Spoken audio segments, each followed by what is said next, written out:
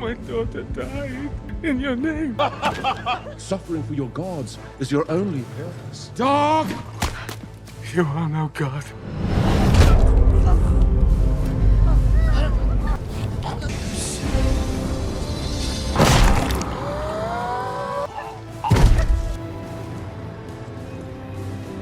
The sword chose you. Feels like a promise. So this is my vow. All gods will die.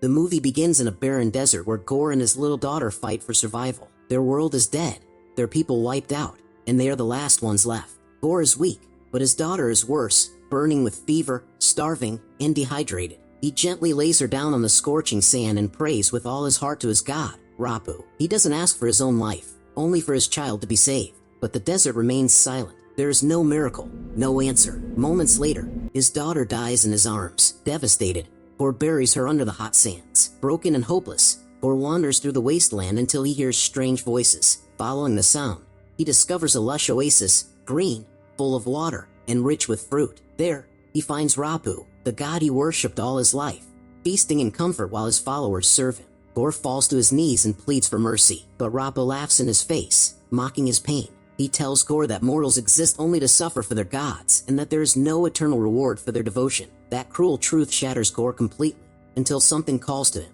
The Necrosword, a weapon born of darkness, appears before him. Drawn to Gorr's rage, the sword chooses him as its master. Empowered by vengeance, Gorr strikes Rapu down and kills him without hesitation. From this moment on, he becomes the God Butcher, vowing to slaughter every god in existence. Far away, Korg, the friendly rock warrior, narrates a tale to his guardian children, the story of Thor Odinson, the legendary space Viking.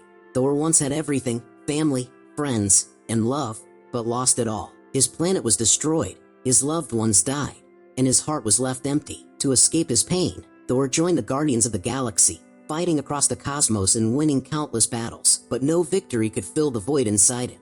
Thor's next battle takes him to a distant planet invaded by a bird-like alien army called the Hayabusa Hordes. With the Guardians at his side, Thor fights bravely and saves the planet. In return, the grateful king gifts him 2 giant screaming goats. However, Thor soon learns terrible news. Gods everywhere are being murdered. The killer, the God Butcher, is coming for Asgard. Meanwhile, on Earth, Jane Foster, Thor's former love, faces a battle of her own. She has stage 4 cancer. Despite chemotherapy and the support of her friends Darcy and Dr. Selvig, her health worsens. Desperate for hope, Jane searches for answers and discovers something incredible. Mjolnir, Thor's shattered hammer, may hold the power to heal her. Thor rushes to Asgard with Korg after learning of the impending attack. There, Gorr arrives with his army of monstrous shadow creatures and launches a devastating assault. Thor fights back with Stormbreaker, cutting down the beasts and saving his people. But this is only the beginning. The God Butcher will stop at nothing until every god is dead. The Asgardian people are in chaos because Gorr has kidnapped their children. Everyone is panicking, but Thor steps in and urges them to stay calm and united. Meanwhile, Jane reveals what she has learned.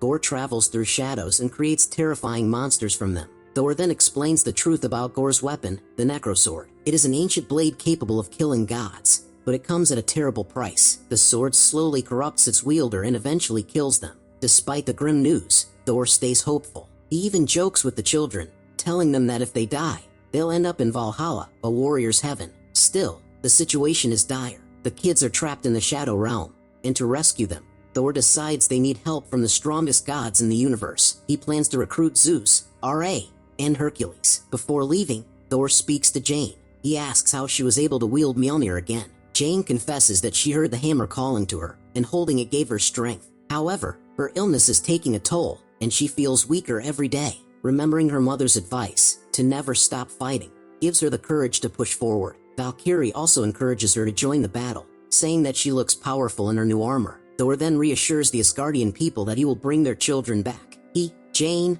Valkyrie, and Korg board their ship and set out. Their first destination is the Omnipotent City, the home of the most powerful gods. Meanwhile, in the Shadow Realm, the children huddle together, whispering stories about Thor's adventures to keep their spirits up. Suddenly, Gorr appears. His presence is chilling as he taunts them, questioning why gods exist if they can't even protect their followers. He makes it clear he's counting on Thor to come, so his plan can unfold. Thor and his team finally arrive at the Golden Temple, where countless gods have gathered. Disguised in cloaks, They walk among the divine beings, marveling at the strange and mighty creatures. Then, Zeus makes his grand entrance, surrounded by lightning and glory. Thor is in awe of his idol and warns Jane not to interrupt. This is Zeus, the god of lightning, a figure he has admired for centuries. As the council begins, Thor seizes the moment. He steps forward and warns Zeus about Gorr the god butcher, explaining that entire worlds have fallen to his wrath and that they must unite to stop it.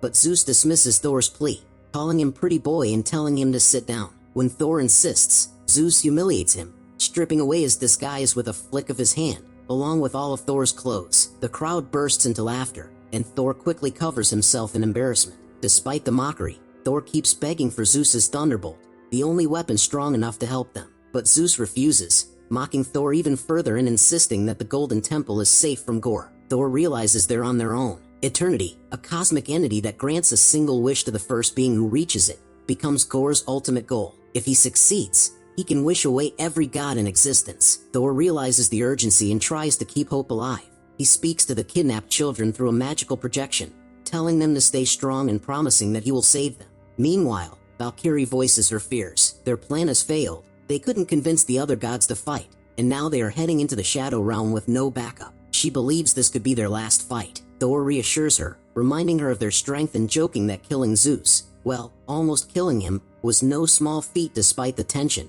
He remains confident that they will succeed. On the way, Thor notices something unusual. His weapon, Stormbreaker, seems jealous. The reason? Thor has been paying more attention to Jane and Mjolnir. In a humorous moment, he comforts Stormbreaker, promising that they're still best friends. But the mood quickly shifts when Thor opens up to Jane. He confesses that he doesn't care about fate anymore. He just wants to be with her. Jane finally tells him the truth. She has cancer, and when science failed her, she turned to magic. She believed Mjolnir could give her another chance. Thor assures her that she is worthy, that the hammer chose her because of who she is, and that she made him worthy too. Soon, they arrive in the Shadow Realm, a bleak and lifeless place drained of all color. They search for the children but find nothing. That's when Jane realizes the truth. This is a trap. Gorr never kept the kids here. He wanted Stormbreaker because it can summon the Bifrost, the key to reaching eternity. Before they can stop him, Gorr seizes Stormbreaker. A brutal battle follows. Thor and Valkyrie fight fiercely, but Gorr's power, fueled by the Necrosword,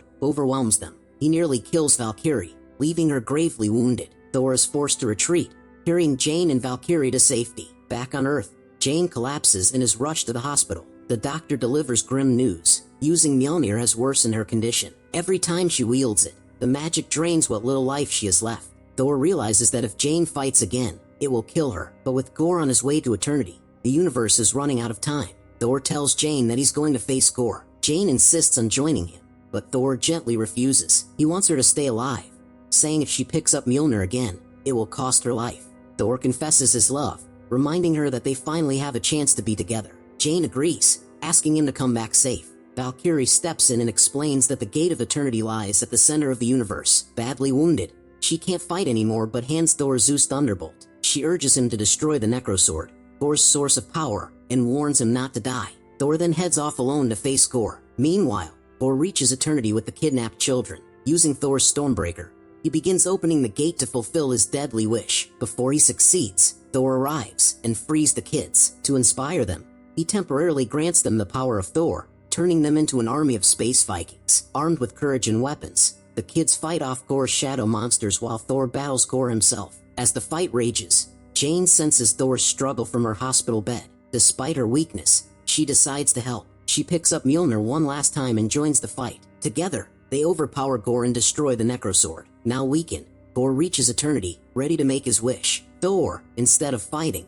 speaks from the heart. He tells Gorr he understands his pain, but revenge isn't the answer. Love is. Thor chooses to spend his final moments with Jane, showing Gorr what truly matters. Touched, Gorr abandons his plan and wishes for his daughter's return instead. Afraid she'll be alone, Gorr hesitates until Jane promises the child will never be alone. Gorr dies, entrusting his daughter to Thor. Later, Jane succumbs to her illness and becomes a legend, the mighty Thor, remembered for her sacrifice. Thor keeps his promise and raises Gorr's daughter as his own. Together, they fight for those who can't, earning the name Love and Thunder. And that's how Thor chose love over revenge, giving us the legendary duo, Love and Thunder. If you enjoyed this recap, don't forget to like, share, and check out more amazing stories on the channel. Thanks for watching, and see you in the next one.